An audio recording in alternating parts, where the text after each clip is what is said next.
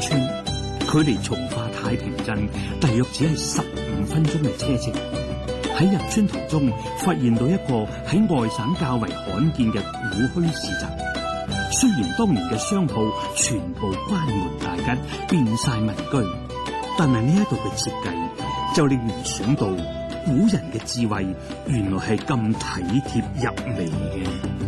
喺從化太平鎮呢度咧，有條騎樓街。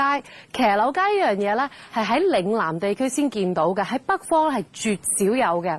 咁咧，其實呢種騎樓咧，唔係中國人發明嘅，係2000幾年前咧喺希臘咧發明咗之後咧，就喺歐洲開始流行，跟住咧傳下就嚟咗中國啦。咁呢樣嘢咧好好在咧，佢可以雙住兩用，上面就住人啦，下邊做鋪頭。嗱，佢一方面咧可以擴大呢個居住嘅環境咧，而下邊又可以方便咧俾啲途人咧經過買嘢，一個遮風避雨咧，亦都唔會受到天氣影響。咁呢樣嘢咧就係咧有啲結合咗一個中西特色㗎。離開呢個古墟市集，繼續向前江古村出發。不過唔係選擇一條最近最快嘅路入村，而係繞道而行，嚟到距離古村唔係太遠嘅沙溪水庫。我行喺前江村嘅時候咧，經過見到呢個哇好靚嘅呢個湖，咁問開啲村民先知道，原來呢個唔係湖嚟嘅，係一個水庫嚟嘅。係50、60年代嘅時候咧，為咗儲水咧而起嘅。咁你見到上面而家都有魚排喺度養魚。咁原來呢個地方咧本身咧有一個村落嘅，呢個古村落嚟嘅，都有幾百年歷史。但因為起呢個咧水庫嘅時候咧，就將佢清拆咗啦。咁而家咧呢個咁嘅村落咧就變咗係水底之城啦。喺沙溪水庫呢一度，曾經有一條古村大坑村。由於整條村嘅人喺幾十年前已經遷徙晒，而家呢一度亦都變為一個儲水庫。當年發生喺大坑村嘅動人故事、威水事跡，而家好少人再提，相信逐漸會被淡忘。古村沒落，繼而消失於世上，最後為人忘記。呢一種事情可能將會喺未來嘅幾年，甚至係幾十年陸續發生。為咗要留住古村最美嘅回憶，就要繼續尋覓佢哋最美嘅一刻啦。我嚟到前江村咧，而家準備入村啦。咁有4道門俾我揀嘅，東南西北。咁我就揀咗東門。點解咧？因為咧大部分村民都會咁做。咁古代咧，如果有進士及第啊，又或者話咧而家咧有村民要去服兵役啦，咁咧屋企人咧會嚟呢度送佢哋出去啦。翻嚟嘅時候都會喺呢度歡迎佢哋嘅。咁點解要揀東門？東門咁緊要咧？因為有紫氣東來嘅意思。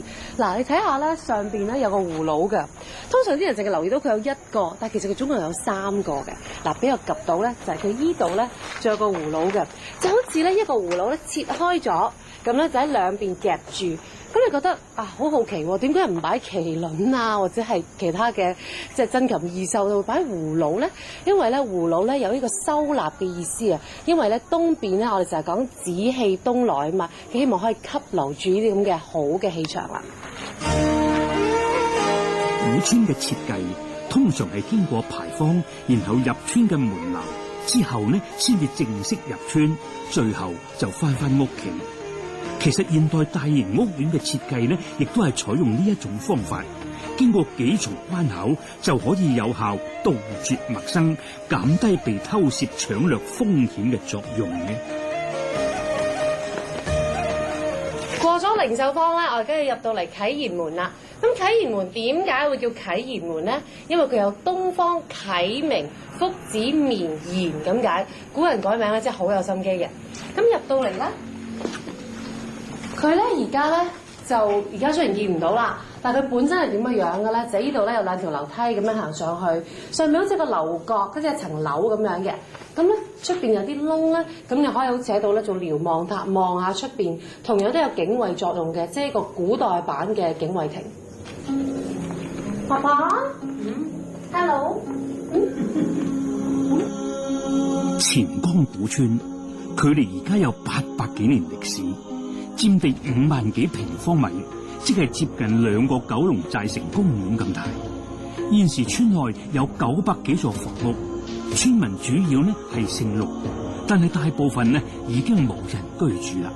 不過呢度仍然保持住古而不絕、穩而不懼嘅古樸風貌，係保存得最為完整嘅廣府民居典型代表。其中錢江村嘅中心地帶廣裕祠，除咗見證呢條村多個朝代嘅變遷，更加係陸氏後人嘅做人指標。我入去陸氏嘅廣裕祠之前咧，俾我喺門口見到副對聯咧，我一定要講古仔啦。詩書開粵，忠孝全家，講嘅係兩個歷史人物嚟嘅，一位咧係西漢嘅陸賈，而另一位咧係宋代嘅陸秀夫。嗱，我先講陸賈啊，點解咧？因為咧見到一個粵字就必須要講啦。大家見到呢個粵字咧係越南個粵，而唔係咧象徵廣東地區嘅粵字喎。點解咧？因為其實咧呢個粵字先係正字嚟嘅。喺西漢時期咧，成個廣東地區咧同埋一部分嘅福建咧係屬於南越國嘅。咁南越國嗰陣時咧就係咧被呢位咧陸賈咧去用呢個咧言語咧同埋咧即係曉之以理咧去講解佢，就話你不如歸順漢庭啦咁。所以大家為咗紀念佢咧，冇動用到一兵一卒，而冇大動干戈啦，所以咧就將佢寫住詩書開粵去紀念佢嘅事蹟啦。喺祠堂入邊呢一度有6次確切嘅維修記錄，被專家稱為建築學嘅斷代史同埋活標本，保留住明清不同時期嘅特色，糅合咗南方同北方嘅建築風格。經過幾代人嘅多次修繕，廣裕祠喺2003年11月榮獲聯合國亞太地區文化遺產保護傑出項目獎。整座廣裕祠面積有610平方米，面闊3間，進深3間，坐北向南，係一座由磚、木、石等建築材料建成嘅古祠堂。不過更值得我哋注意係佢外面嘅建築風格。八字形照壁喺北方地區好常見，主要呢係用於阻擋風沙，但係喺嶺南地區呢就極為罕見啦。而且呢一塊照壁係以弧形設計，見證咗北民南遷嘅歷史。允堂係指祠堂與照壁中間嘅空地，主要係用嚟俾村民集會、過時過節舉行慶典之用。而平日允堂呢就係村民歇息嘅地方。而喺祠堂左右兩邊有2塊屏風，當地人稱佢為長翼，同照壁一樣，都係屬於北方嘅建築風格，主要呢係用嚟阻擋風沙嘅吹襲嘅。